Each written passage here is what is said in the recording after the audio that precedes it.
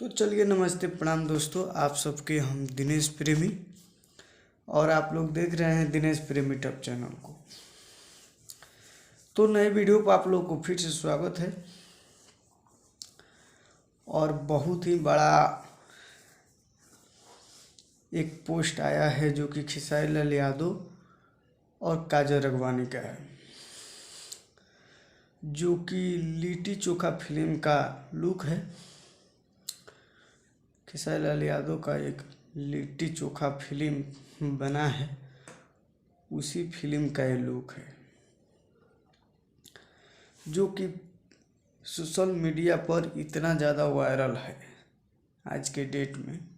अब बहुत ज़्यादा वायरल किया जा रहा है, जिसमें खेसारी लाल यादव दिख रहे हैं, काजल राघवानी दिख रही हैं और लिट्टी चोखा जो है वो दिख रहा है।